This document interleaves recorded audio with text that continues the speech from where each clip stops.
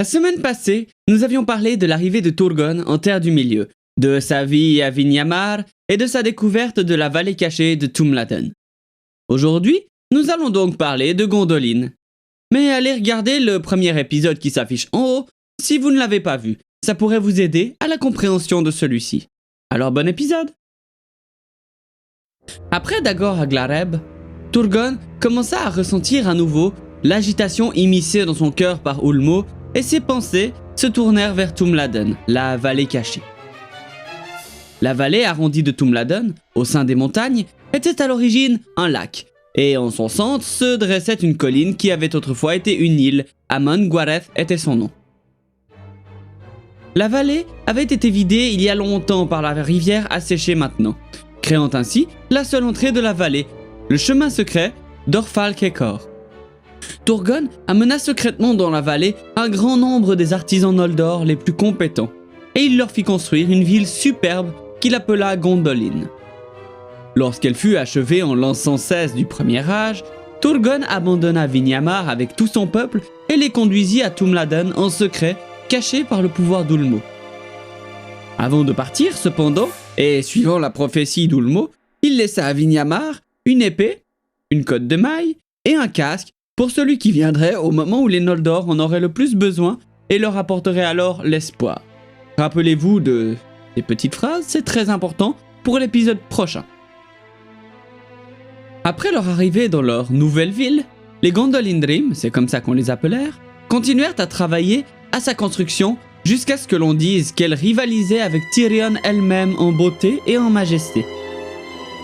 Ses murs s'élevaient hauts et blonds au-dessus de la plaine, et son élément le plus marquant était la grande tour du roi, où, parmi les fontaines, Turgon lui-même fit Glingal et Belthil, des arbres d'or et d'argent, élevés en la mémoire des deux arbres de Valinor que Turgon avait connus.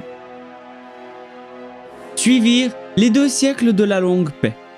Morgoth était assiégée à l'extrême nord du monde, et les habitants de Gondolin vivaient sans être dérangés et à peine informés par les événements qui se déroulaient en dehors de leur vallée. Cependant, une graine de mécontentement apparut. En l'an 316, Aredel, la sœur de Turgon, se lassait de sa vie limitée dans la vallée et était déterminée à quitter la ville, bien contre la volonté de Turgon, il faut le dire. Tout ça pour se rendre en Beleriand et rencontrer les princes Noldor. Cependant, elle se perdit à l'extérieur, et Gondolin et son peuple sombrèrent dans la tristesse pendant de nombreuses années sans nouvelles de leur belle dame. Plus de 80 ans plus tard, en l'an 400, Aredel revint soudainement avec Maeglin, son fils qu'elle avait tué avec Éol l'elfe noir dont j'ai déjà parlé. Maeglin était tombé amoureux de la ville et Turgon l'accueillit à bras ouverts. Mais Éol avait suivi sa femme et son fils jusqu'à Gondolin et fut capturé à l'entrée. Après avoir été emmené devant Turgon, il lui fut expliqué que la loi de Gondolin ne permettait à aucun visiteur de partir. Éol refusa de se soumettre à l'autorité de Turgon et choisit la mort pour lui et pour son fils, quelque peu forcé. Il lança alors une flèche empoisonnée pour tuer Maeglin, mais elle frappa Aredel, qui tomba malade et mourut. Le corps d'Éol fut jeté de la falaise du Caradhûr pour cette raison. Maeglin, cependant, n'avait pas pris part à ces maux, et Turgon l'accepta avec bienveillance, et il devint l'un des seigneurs Gondolindrim. Et c'est ainsi qu'il en fut à Gondolin, et au milieu de toute la félicité de ce royaume, tant que dura sa gloire, une sombre graine de mal fut semée.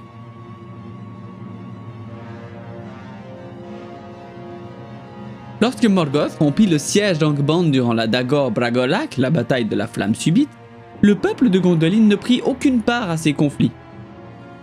Cependant, en 458, ils furent entraînés dans les événements de ces années-là lorsque 2 jeunes frères de la race des hommes, Urin et Uor, ils auront leur épisode, vous inquiétez pas, furent coupés de leur armée et se perdirent dans les montagnes. Thorondor, le grand aigle, les ramena dans la cité de Turgon. À la demande d'Ulmo, Turgon les accepta, et ils restèrent à Gondolin pendant presque une année. Bien que la loi de Gondolin ne permette pas à un visiteur de partir, Turgon fit une exception et les autorisa à rentrer chez eux, car Urin et Uor n'avaient pas trouvé le passage, mais ils avaient été menés par les airs, alors ils ne savaient pas vraiment où était la cité. Les deux frères tinrent la promesse de ne jamais dire à personne où ils étaient allés. Mais les autres hommes pouvaient le déduire. Et bientôt, une rumeur se répandit qui atteignit les serveurs de Morgoth. Turgon conçut alors une nouvelle politique pour le salut des elfes. Il commença à envoyer secrètement son peuple vers l'ouest, à travers la Grande Mer, pour chercher la terre des Valar et demander leur pardon et leur aide. Mais aucun de ces marins ne réussit. Mais c'était une sage décision, comme Turgon le saura plus tard, et vous aussi. Quelques années plus tard, Beren et Luthien furent sauvés par les aigles, et volant vers le sud, Luthien put voir loin en dessous comme une lumière blanche partant d'un joyau vert, le rayonnement de Gondolin la Belle. Mais Luthien ne nota pas ce détail, car Beren était blessée à mort et elle pleurait. Alors que les elfes de Beleriand commençaient à s'armer pour contrer l'avance de Morgoth, Turgon commençait secrètement ses propres préparatifs. En 472, l'union de Maedhros attaqua Angband, et Turgon partit pour la première fois en guerre. À l'insu de ses proches, il ouvrit le passage de Gondolin et se porta à leur secours avec une armée de 10 000 elfes. Ce fut là la désastreuse bataille qui allait être connue sous le nom de Nirnaeth Arnoediad. Si cette bataille vous intéresse, j'en ai déjà parlé. L'armée des Gondolinrim échappa à la bataille grâce aux hommes de la maison de Hador. Le seul survivant en fut Húrin, qui fut capturé.